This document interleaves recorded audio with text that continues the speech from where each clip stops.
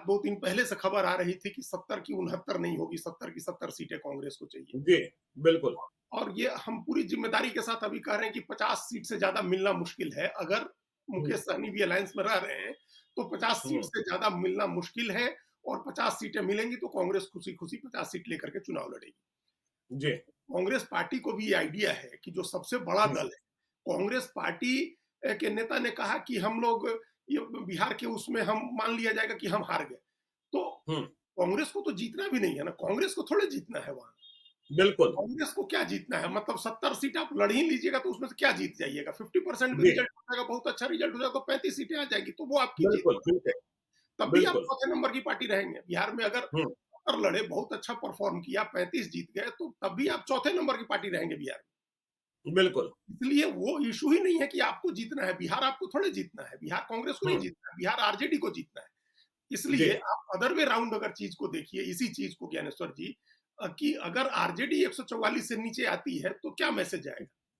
हुँ, ये मैसेज नहीं जाएगा बिल्कुल, कि आरजेडी चुनाव हार गई बिल्कुल। बिहार में, तो बिहार की हुँ, पार्टी हुँ, तो आरजेडी ही है ना।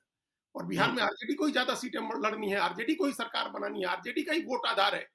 तो जी, ये मैसेज आप, ये भी मैसेज तो आप नहीं दे सकते हैं कि आरजेडी चुनाव हार गई, चुनाव के पहले ही आरजेडी ने हार मान ली, ये मैसेज भी तो आप नहीं हुँ, दे सकते। जी, तो इसलिए चुनाव से पहले हार जीत का कोई मामला नहीं है। चुनाव से पहले सीट बंटवारे में कांग्रेस पार्टी को या किसी भी पार्टी को हार जीत की बात नहीं करनी चाहिए। आप हुँ, ड्राइंग बोर्ड पर चुनाव नहीं हारते हैं। हालांकि ये एक बड़े मार्केटिंग और ब्रांडिंग के बहुत बड़े एक गुरु थे, फिलिप कोटलर। उनका एक बड़ा जी, फेमस कोट है कि कागज पर जीते बगैर आप मैदान की लड़ाई नहीं जीत सकते, पहले आपको कागज पर जीतना होता है। बिल्कुल। वो मार्केटिंग की स्ट्रेटजी है। कागज पर जीतने का मतलब होता है कि कागज पर जीतने की स्ट्रेटजी आपने बनाई या नहीं।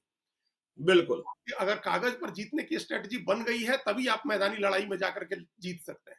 तो जी, कागज पर जीतने की स्ट्रेटजी क्या है? कागज पर जीतने हुँ, की स्ट्रेटजी बिहार में ज्ञानेश्वर जी ये है कि आरजेडी, कांग्रेस, लेफ्ट की तीनों पार्टियां और मुकेश सहनी एक साथ लड़े। और अगर हुँ, संभव हो तो पशुपति पारस और आईपी गुप्ता को भी आप ले आए, कोई और भी आता हो बिल्कुल, तो उसको भी ले आए, अपना हुँ, दायरा बढ़ाए। एनडीए का वोट तोड़ करके कोई आदमी अगर एनडीए के वोट में डेंट करता है तो वो करे। अगर ये स्ट्रेटजी आप बनाते हैं कागज पर, तभी आप जाकर के चुनाव मैदान में जीत जाइएगा। अगर जी, कागज पर जीतने का आप ये मतलब निकालते हैं कि हमने आरजेडी को दबा करके 70 सीटें हासिल कर ली, तो ये जीत हुँ, नहीं होगी। फिर ये तो मैस हो जाएगा जैसे महाराष्ट्र में हुआ। हम लोगों ने देखा कि महाराष्ट्र कैसे मैस हुआ, महाराष्ट्र कैसे हार गया। जो महाविकास आघाड़ी थी, इतना बढ़िया गठबंधन था जिसने लोकसभा चुनाव में इतना अच्छा परफॉर्म किया था और विधानसभा में हार गए। बिहार में तो अभी बिल्कुल, लोकसभा चुनाव में भी बहुत खराब परफॉर्म किया हुआ है। तो ये हुँ, जो पहली नजर में जो आपने कहा, मेरी पहली टिप्पणी यही है कि मुख्य मुद्दा ये है कि बीजेपी का विजय रथ रोकना है। बिहार में बीजेपी को नहीं जीतने देना है। और इसलिए बिल्कुल, नहीं जीतने देना है क्योंकि इस हुँ, बार एनडीए जीतेगा तो बीजेपी का मुख्यमंत्री होगा। इस बात को कांग्रेस पार्टी भी समझ रही है, इस बात को हर आदमी समझ रहा है। हुँ, आप अगर नीतीश कुमार हो रहे होते तो आप एक जोखिम ले भी सकते थे कि नीतीश कुमार को मुख्यमंत्री होना है, लेकिन अब नीतीश कुमार को मुख्यमंत्री नहीं होना है, अब बीजेपी का हुँ, मुख्यमंत्री होना है। तो जी, अगर लेकिन अगर लेकिन आज नीतीश कुमार के बेटे निशांत फिर से मीडिया से मुखातिब हुए थे।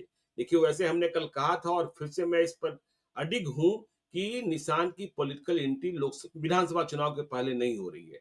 लेकिन आज निशांत ने मीडिया से मुखातिब होते हुए कहा कि अमित शाह ने कह दिया है कि पापा ही मुख्यमंत्री होंगे। देखिए, पब्लिकली तो कहा नहीं, अब यदि उन्होंने अंदर खाने में कह दिया हो तो कोई बात नहीं, तो उन्होंने इस बात को निशांत ने दोहराया है। और फिर 24 तारीख बहुत महत्वपूर्ण है, इस पर कभी चर्चा करेंगे अजीत जी। हाँ, बिल्कुल करेंगे हम लोग उसमें, चूँकि लेकिन अभी ये पोजीशनिंग जेडीयू की तरफ से भी हो रही है। उसी दिन देखिए ना, जिस दिन उन्होंने एक टेलीविज़न चैनल के प्रोग्राम में अभी अमित शाह ने कहा कि नीतीश कुमार के जी, नेतृत्व में चुनाव लड़ेंगे। और जब हुँ, बहुत कैटेगोरिकली पूछा गया तो ये भी कहा कि भाई नीतीश कुमार तो हैं ही मुख्यमंत्री अभी। तो बिल्कुल, इसकी व्याख्या जेडीयू वालों ने कैसे की? जेडीयू के सारे नेता कैसे उल्लास में भर गए थे और एकदम खुशी से सबके चेहरे दमक रहे थे कि जैसे अमित शाह ने कहा दिया कि नीतीश कुमार मुख्यमंत्री होंगे। और अभी बिल्कुल, एक दिन पहले कल ही अंबेडकर जयंती के मौके पर ये देश भर के पिछड़े नेताओं की बैठक हुई ज्ञानेश्वर जी, हुँ, एनडीए से जो जुड़े हुँ, हुए हैं। और वहां जी, नायब सैनी ने कहा कि सम्राट चौधरी के नेतृत्व में विजय पताका लहराएंगे बिहार में। बिल्कुल, तो बिल्कुल, और ये वो एक बड़ा इंपॉर्टेंट स्टेटमेंट था जी, ज्ञानेश्वर जी, और बहुत हुँ, इंपॉर्टेंट प्लेटफॉर्म पर दिया गया स्टेटमेंट था। उस प्लेटफॉर्म पर उत्तर प्रदेश के सबसे बड़ा पिछड़ा चेहरा पिछड़ी राजनीति का केशव प्रसाद मौर्य मौजूद थे। जी। उस मंच पर महाराष्ट्र की राजनीति का सबसे बड़ा पिछड़ा चेहरा छगन भुजबल मौजूद थे।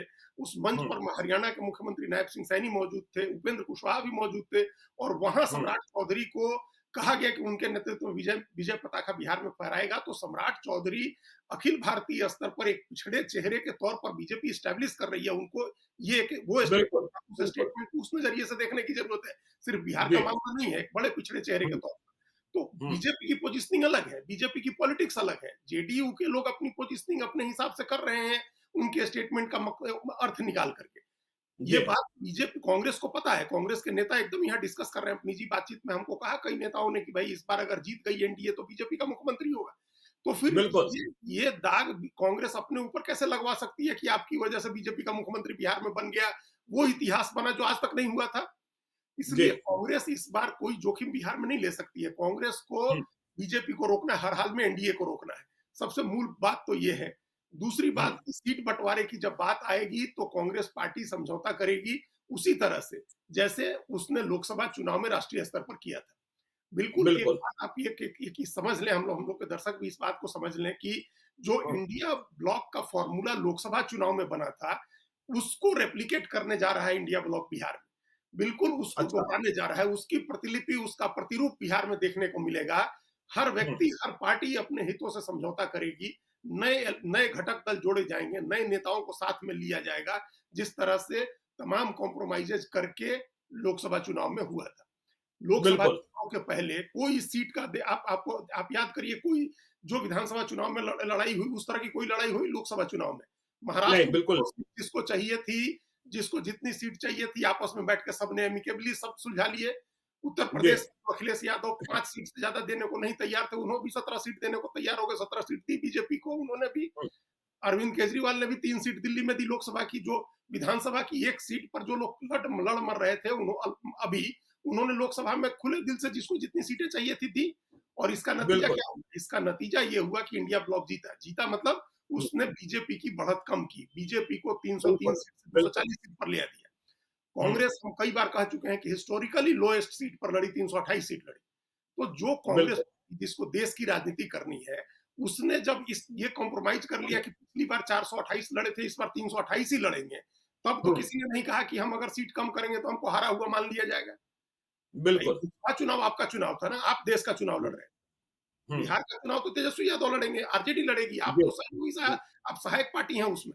तो जब हुँ, राष्ट्रीय स्तर का जो आपका चुनाव था, वहां आपने 100 सीटों का कंप्रोमाइज कर लिया, तो बिहार में आप 20 सीट कंप्रोमाइज नहीं कर सकते हैं। इसी करना ही लॉजिक पड़ेगा। करना पड़ेगा। इसी लॉजिक के हुँ, आधार पर हम कह रहे हैं ये बात कि 50 सीट भी मिलेगी तो खुशी-खुशी कांग्रेस पार्टी 50 सीट लेगी, लड़ेगी और पिछली बार से बेटर परफॉर्म करेगी। अगर इंडिया ब्लॉक जिस अंदाज से लोकसभा में लड़ा था, उस अंदाज से हुँ, विधानसभा का चुनाव लड़ता है तब। बिल्कुल। ये बात सीटों की हो गई और हुँ, जो स्ट्रेटजी है उनकी बीजेपी को रोकने की, वो हो गई।